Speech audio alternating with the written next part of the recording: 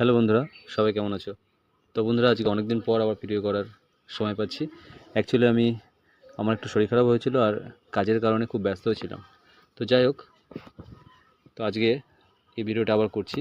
এটা আমার বাড়ির ছাদে যে ছাদ পুকুরটা করেছিলাম ওটাই আমি নিচে নিয়ে এসেছি। অ্যাকচুয়ালি ওখানে মেনটেন করা একটু অসুবিধা হয়ে যাচ্ছিলো, এই কারণে আমি এটাকে আমার বাড়ির ছোট্ট যে কিচেন গার্ডেন আছে সেখানে এই পুকুরটা আমি করেছি। এবং দেখো, দেখতে তো অসাধারণ লাগে। এবং এই জিওল মাছ বাড়িতে নিজেরা যে কেউ কিন্তু চাষ করা যায়।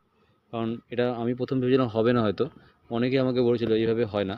তো যাক, ভগবানের আশীর্বাদে অনেক কষ্ট করে এটাকে আমি এই অবধি 3 মাস হলো, খুব ভালোই আছে। দেখা যাক আগে কীরকম হয়।